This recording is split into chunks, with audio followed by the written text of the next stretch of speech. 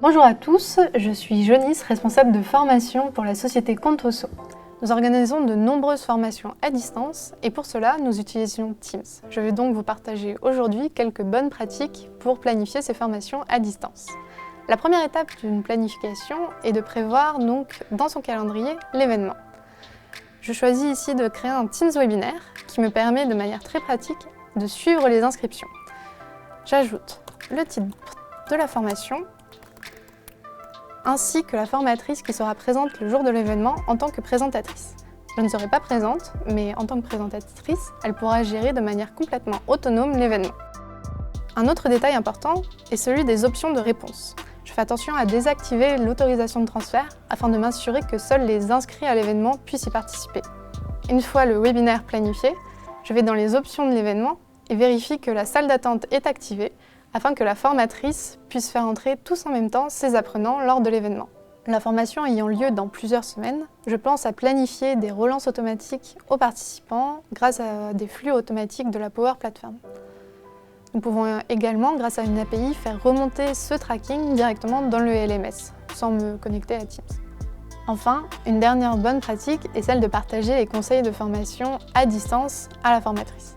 Je le fais directement depuis un chat dans Teams, où je lui envoie par message le guide de formation. Et voilà, elle est prête à animer sa première session de formation à distance. Bonjour, je m'appelle Diego, je suis aujourd'hui en télétravail et je viens de consulter mes mails. J'ai reçu un rappel d'invitation à une formation et je vais m'y inscrire tout de suite pour ne pas oublier une seconde fois. Bonjour, je m'appelle Lynn et c'est moi qui vais animer la session de formation. Donc pour commencer, j'ai créé une équipe Teams dans laquelle j'ai ajouté tous les apprenants et également l'organisatrice. Cela va me faciliter la communication avec les apprenants et je vais en profiter pour leur partager des documents avant la formation, des documents de préparation et puis aussi des exercices pour juger leur niveau avant de commencer. Je vais aussi en profiter pour leur rappeler que la formation aura lieu dans 2 jours. On se retrouve dans 2 jours pour la formation. Bonjour à tous, bienvenue sur cette nouvelle session de formation. Alors, tout d'abord, quelles sont les règles du jeu de cette formation? Je vous recommande d'activer votre caméra. Vous pouvez appliquer un effet d'arrière-plan. Pour cela, il vous suffit de cliquer sur les 3 petits points en haut à droite de votre écran et de cliquer sur « Appliquer un effet d'arrière-plan ». Vous pouvez bien sûr intervenir dans le chat si vous souhaitez vous exprimer ou lever la main pour pouvoir intervenir à l'oral.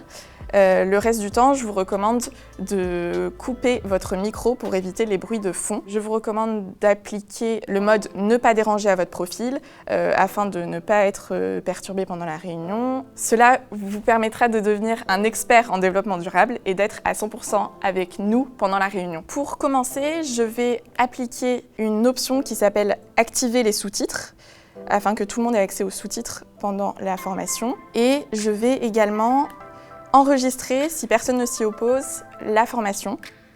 Donc je démarre l'enregistrement. L'enregistrement vient de démarrer.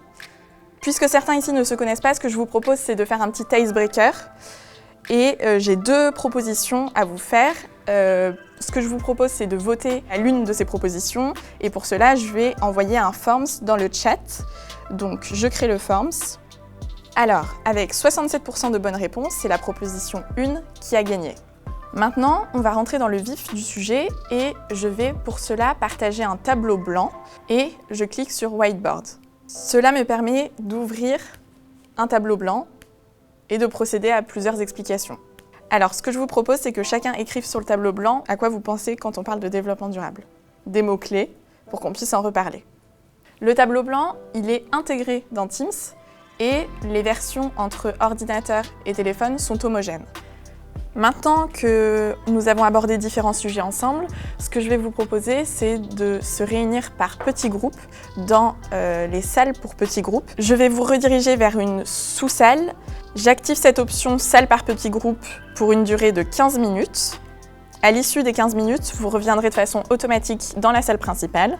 Hop, j'active l'option et au cours de ces 15 minutes, je passerai pendant 5 minutes dans chacune des 2 salles pour répondre à toutes vos questions. C'est parti!